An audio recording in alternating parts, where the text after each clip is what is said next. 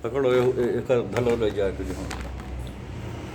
ॐ गजाननं भूतगणादिसेवितं कपित्तजम्बूफलचारुभक्षणम् उमासुतं शोकविनाशकारकं नमामि विघ्नेश्वरपादपङ्कजम्।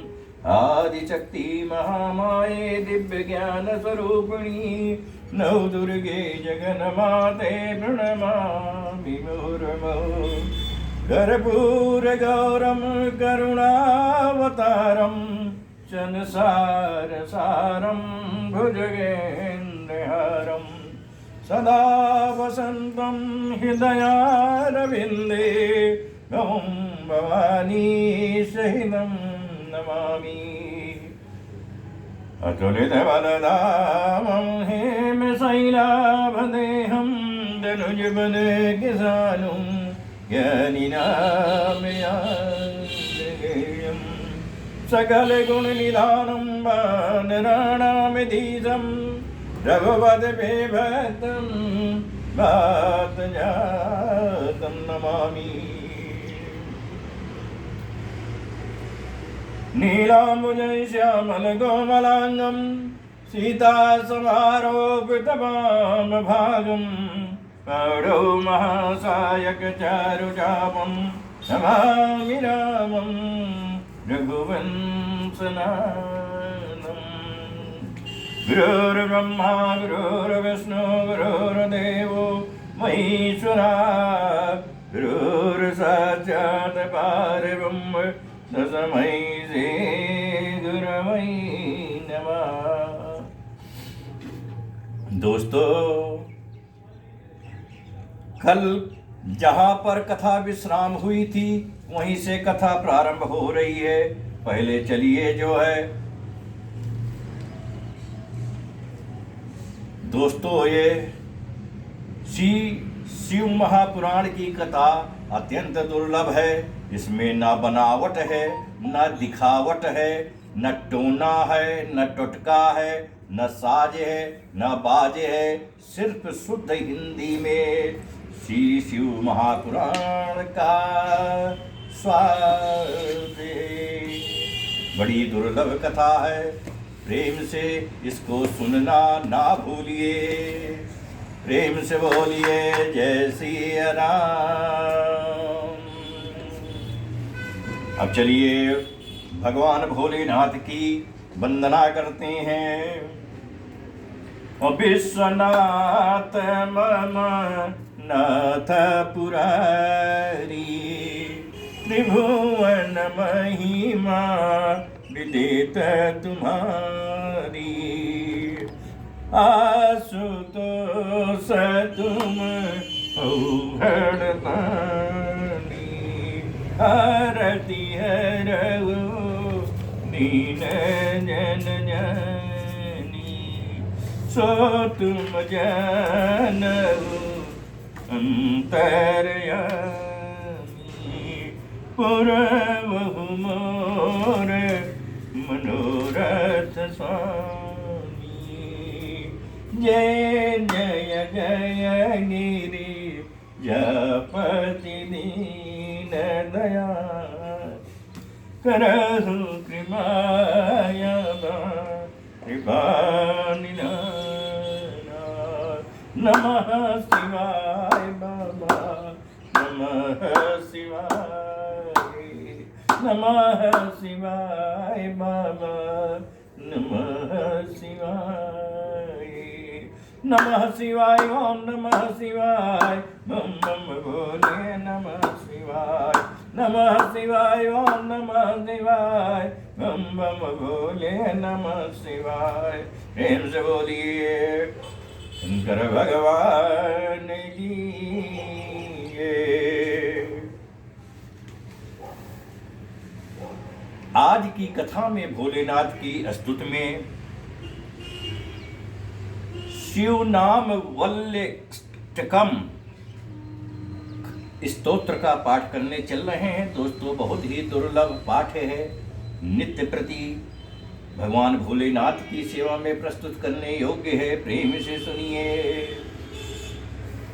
हे चंद्रचूड़ मदांतक शूलपाणे,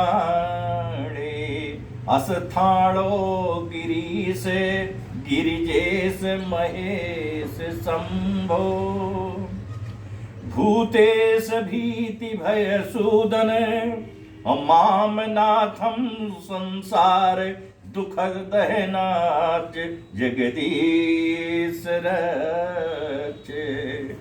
हे पार्वती हृदय बल्लभ चंद्रमौले भूताधिप प्रमथ नाथ गिरीश जप। हे वामदेव भवरुद्र पिनाक पाणे, संसार दुख गहना जगदीश रच। हे नीलकंठ वृषभध्वज पंचवक्त्र लोकेश शेष बलयम प्रमथेश सर्व। हे धूर्जटे पशुपते गिरिजापते माम संसार दुख कहना जगदीश रच। हे विश्वनाथ शिव शंकर देव देव गंगाधर, प्रमथ नायक नंदिकेश, विश्वेश्वरांधकरिपो हर लोकनाथ, संसार दुख गहन जगदीश रच। वाराणसी पुरपते मणिकर्णिकेश वीरेश, और दक्षम खल काल विभो गणेश। सर्वज्ञ सर्वहृदयिक निवास नाथ, संसार दुख गहना जगदीश रच। श्रीमन महेश्वर कृपा में हे दयालु हे व्योम केश, शितिकंठ गणाधिनाथ। भस्मांग राग निगपाल कलाप माल, संसार दुख गहना जगदीश रच। कैलास शैल बिन निवास वृषाकपे, हे मृत्युंजय त्रिनयन और त्रिजग निवास। नारायण प्रिय मदापहा शक्तिनाथ, संसार दुख गहना जगदीश रच। विशेष विश्व भवना सिद्ध विश्वरूप, विश्वात्मक त्रिभुवनैक गुणाविवेश। हे विश्वबंद करुणामय दीन बंधो, संसार दुख गहना जगदीश रच।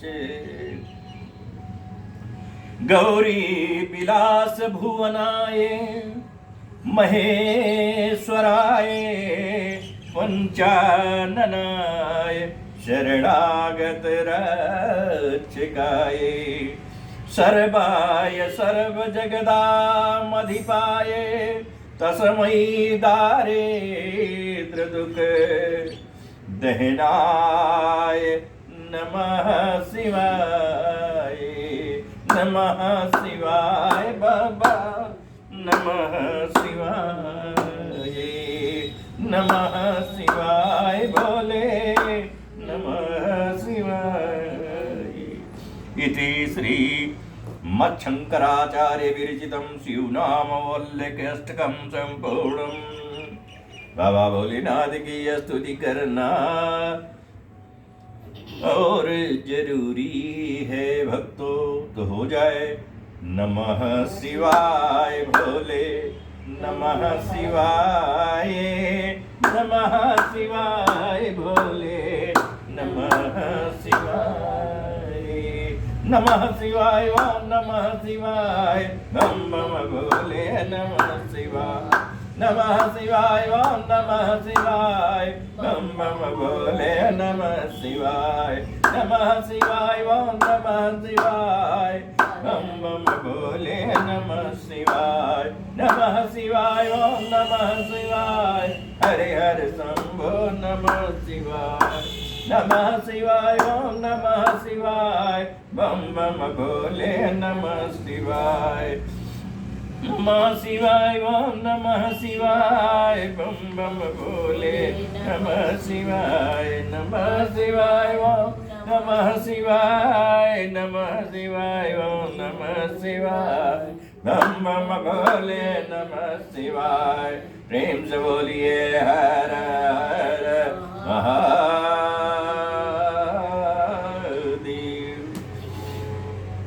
श्रोता बंधुओं, दोस्तों, कल कथा यहीं पर विश्राम हुई थी,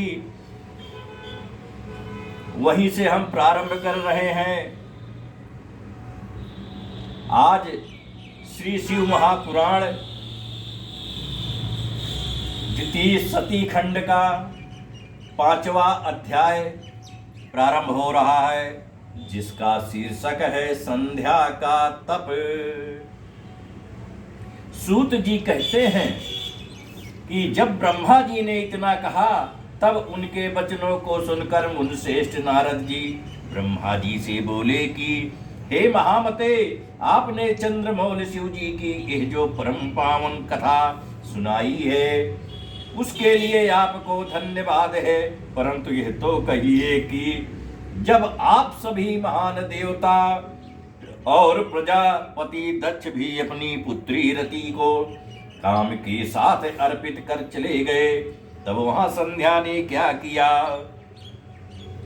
विवाहोपरांत संध्या के चरित्र को मुझे बतलाइए।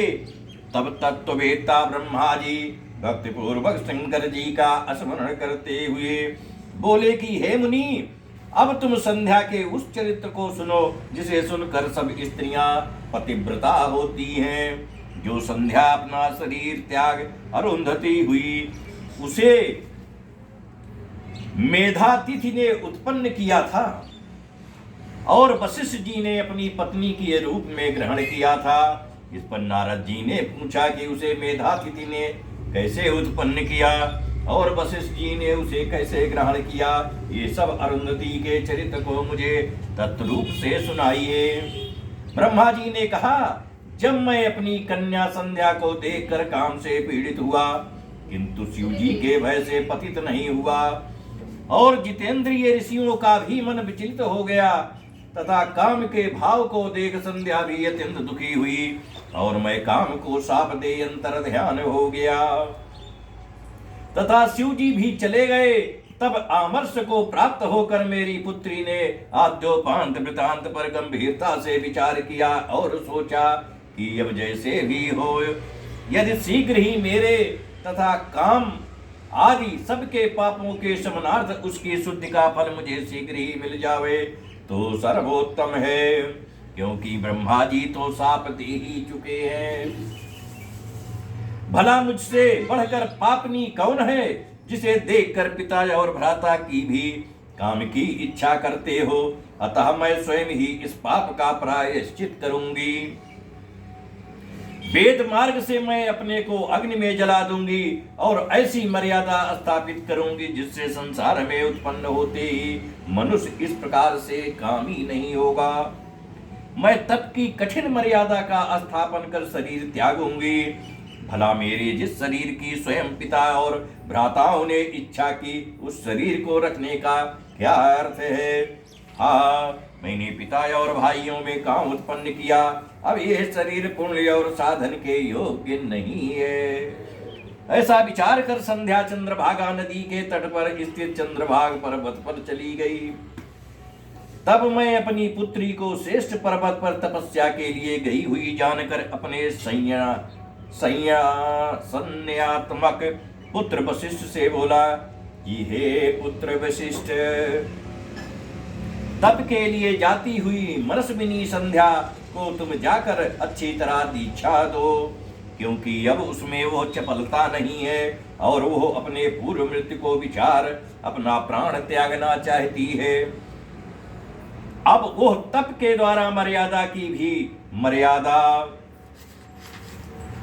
स्थापित करेगी, परंतु हे तात, अभी तक वो तप के किसी भाव को जानती नहीं है, अतः जैसे उसको इष्ट की प्राप्ति हो उसे तुम वैसा ही उपदेश करो। हे मुनि, यदि आवश्यकता हो तो तुम अपने इस रूप को छोड़ दूसरा रूप धर कर भी उसके निकट तप की क्रियाओं को दिखलाओ। दूसरे रूप की इसलिए आवश्यकता है कि उसने यह मेरा और तुम्हारा रूप पहले ही देखा है, जिसका उसकी दृष्टि में कोई मूल्य नहीं है। इस कारण तुम्हारे इस रूप से वो कुछ प्राप्त ना कर सकेगी, अतः तुम दूसरा रूप धारण कर लेना। हे नारद, वशिष्ठ जी ने कहा, ऐसा ही होगा।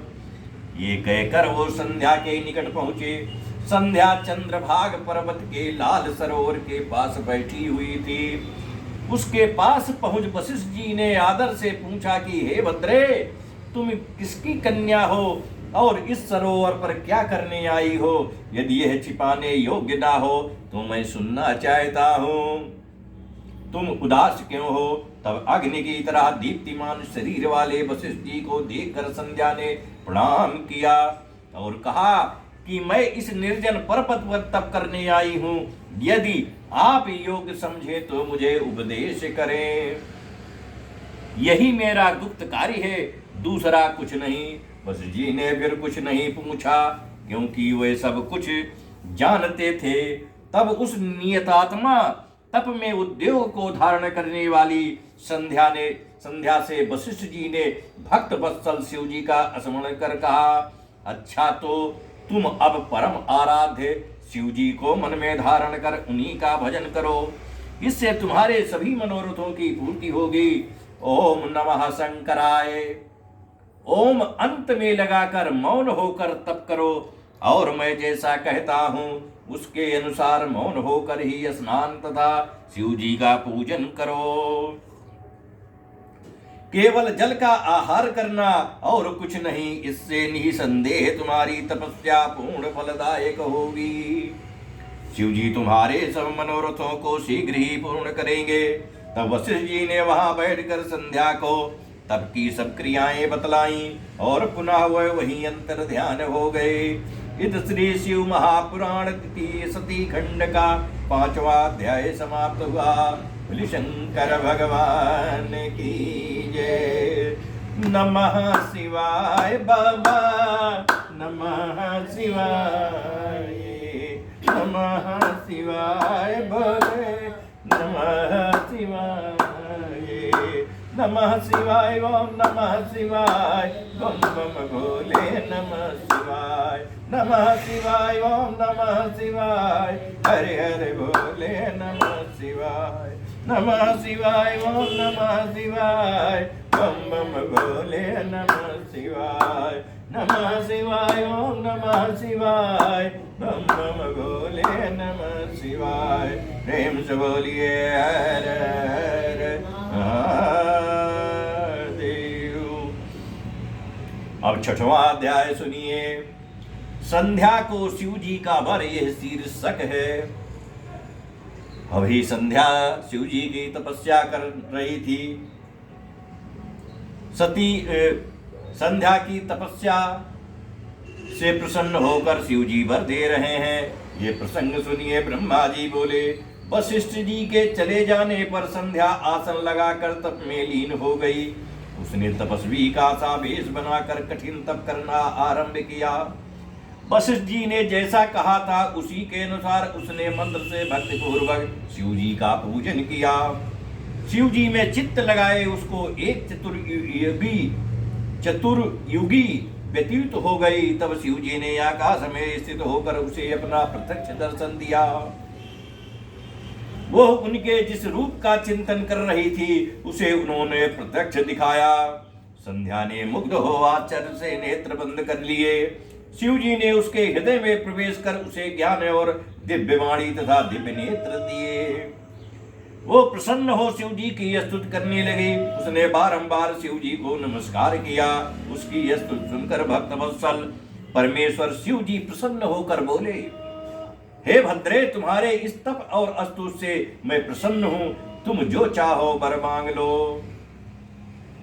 तब महेश को बार बार प्रणाम कर प्रसन्न हो संध्या बोली, यदि आप मुझे वर के योग्य समझते हैं तो हे देवाधिदेव महादेव, यदि मैं अपने पूर्व के पापों से शुद्ध हो गई हूं तो हे महेश्वर, हे देवेश, आप मेरे मांगने से यही वर दीजिए कि इस संसार में प्राणी उत्पन्न होते ही तुरंत कामी ना हो जाए। तथा दूसरा यह वर दीजिए कि यदि मैं तीनों लोकों में विख्यात और व्रत वाली हूं तो मेरे समान दूसरी कोई ना होवे। यदि मेरी फिर सृष्टि होवे तो वो महाकामी होकर ना गिरे। और हे नाथ, जो मेरा पति होवे वो अति कामी ना होकर मित्र के समान हो तथा मुझे काम भाव से देखे वो नष्ट और नपुंसक हो जावे। शिव जी ने एवं मस्तु कहकर संध्या से कहा, हे भद्रे, अब से मैं मनुष्यों की 4 प्रकार की आयु कर देता हूं, शैशव, कुमार, यौवन और वृद्ध। जब प्राणी तीसरी अवस्था को प्राप्त हो तब कामी हो और कोई दूसरी अवस्था के अंत में सकाम हो। तेरे तप से ही मैंने यह मर्यादा जगत में स्थापित की है। अब कोई भी प्राणी उत्पन्न होते ही कामी नहीं होगा। साथ ही तू त्रिलोकी में ऐसे सती भाव को प्राप्त होगी जैसी कोई नहीं होगी। तेरे पति को छोड़ जो कोई अन्य तुझे सकाम भाव से देखेगा वो नपुंसक हो जाएगा। तेरा पति बड़ा भाग्यशाली और 7 कल्प तक जीने वाला होगा। जो वर तूने मांगा वो सब मैंने दिया। अब मैं तेरे पूर्व जन्म की बात कहता हूं, तेरी अग्नि में जल कर शरीर त्यागना निश्चित है। देख, मेधातिथि 12 वर्ष से एक यज्ञ कर रहे हैं जिसकी अग्नि बड़े जोर से चल रही है। तू उसी जलती हुई अग्नि में शीघ्र ही प्रवेश कर जा। इसी पर्वत के नीचे चंद्रभागा नदी के तट पर तपस्वियों का आश्रम है जिसमें मेधातिथि यज्ञ कर रहे हैं। उस यज्ञ में प्रवेश कर तू उनकी पुत्री होगी। तुझे जैसा स्वामी चाहिए उसका मन में संकल्प कर तू अपने इस शरीर को अग्नि में गिरा दे। तब तू 4 युग के पश्चात सतयुग व्यतीत होने पर पुनः पर्वत में घोर तप करेगी तो त्रेता के प्रथम भाग में दक्ष की कन्या होकर यथा योग्य ब्याही जाएगी। तेरे और भी बहुत सी बहनें होंगी जिनमें से तेरे पिता दक्ष 27 कन्याएं तो चंद्रमा को दे देंगे, किंतु चंद्रमा उन सब को छोड़ केवल रोहिणी से बहुत प्रसन्न रहा करेंगे। इससे कुपित होकर तेरे पिता चंद्रमा को शाप देंगे और सब देवता तेरी शरण में आवेंगे। तू मेधातिथि के अग्निहोत्र यज्ञ में कूद कर शीघ्र ही अपना शरीर विसर्जन करेगी। इससे पवित्र होने पर तेरी सब कामनाएं पूर्ण होगी। ऐसा करते हुए देवेश शंकर जी अंतर ध्यान हो गए। इत श्री शिव महापुराण द्वितीय सती खंड का 6वां समाप्त हुआ। शंकर भगवान की जय। नमः शिवाय नमः शिवाय नमः शिवाय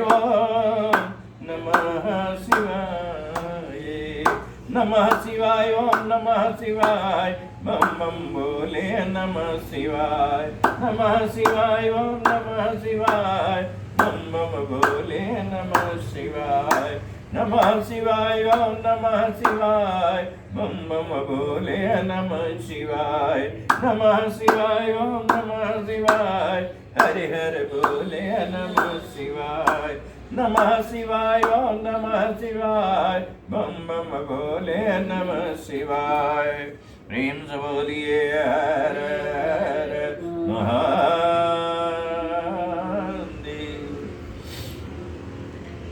अब 7वां अध्याय,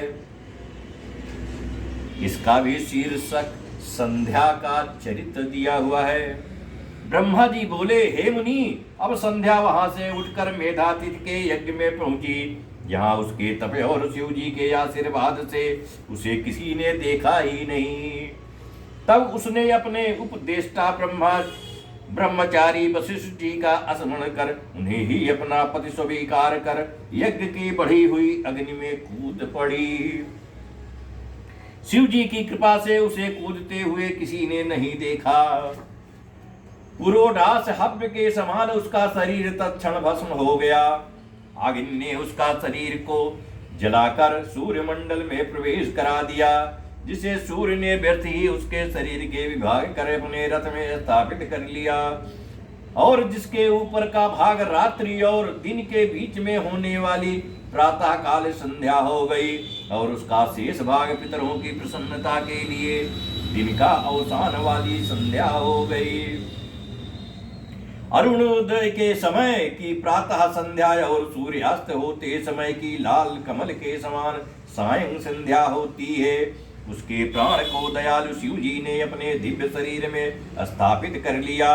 उधर जब यज्ञ की समाप्ति हुई तो ऋषियों ने तप्त सुवर्ण के समान कांति वाली उस कन्या को अग्नि में पाया।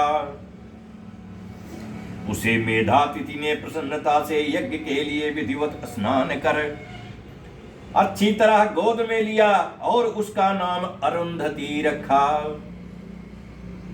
मुनि ने उसे अपनी एक निधि मानी, शिष्यों सहित उसका अपने आश्रम में पालन करने लगे। जब वो 5 वर्ष की हुई तो ब्रह्मा विष्णु और महेश ने आकर ब्रह्मपुत्र वशिष्ठ के साथ उसका विवाह कर दिया। उसके विवाह में बड़े उत्सव हुए। उसी समय ब्रह्मा विष्णु और महेश के हाथ से पवित्र क्षिप्रा आदि 7 नदियां प्रकट हुईं।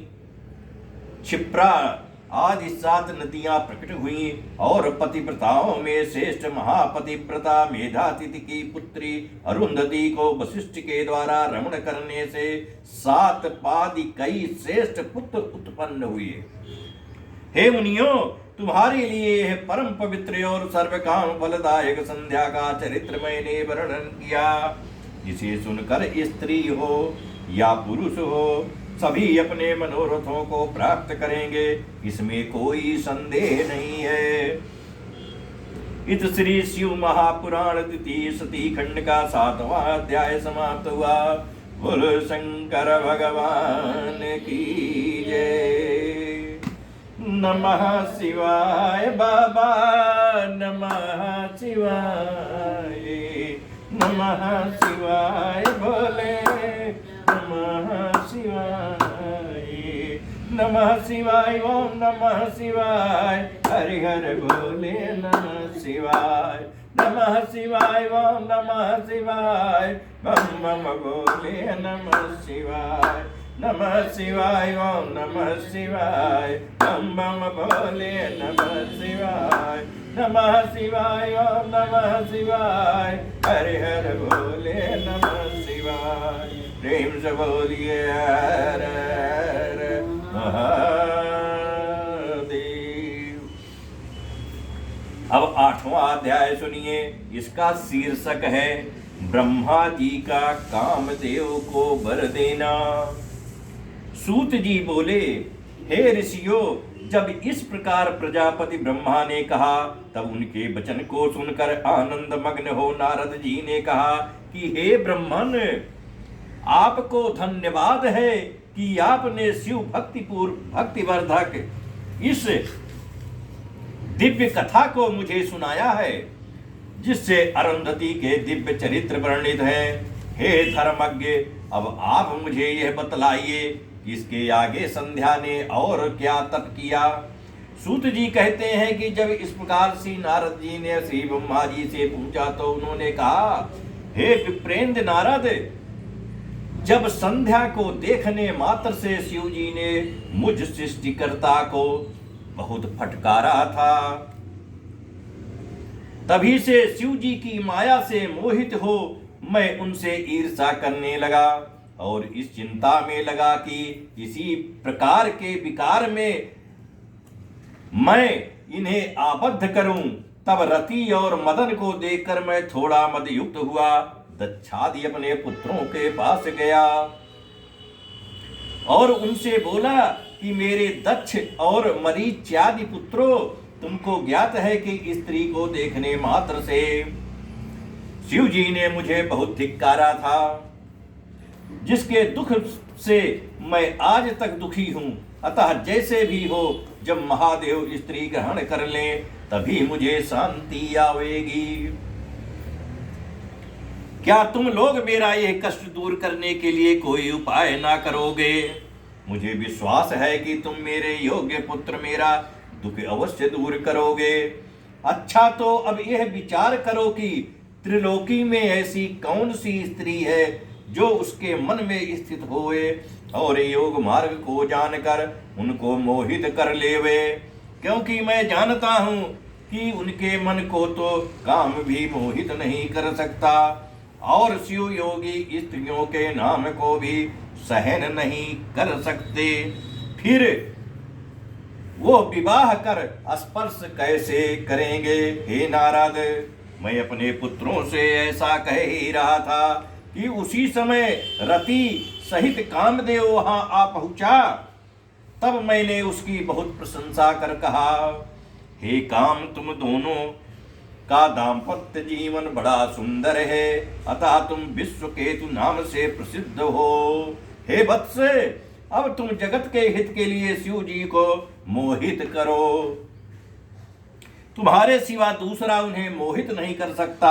महादेव जी पर अनुराग करने से तुम्हारे साप की शांति होगी और जगत का कल्याण भी होगा, क्योंकि जब शिव जी को स्त्री का अनुराग होगा तब वह महादेव जी तुम्हें तार देंगे। तुम शिव जी को मोहित करने के लिए एक दूसरी ही स्त्री उत्पन्न करो। हे नारद, तब मदन ने मुझसे कहा, मैं आपका वचन पालन कर शिव जी को मोहित तो अवश्य कर दूंगा, किंतु स्त्री का निर्माण तो आप ही करें। तब कंदर्प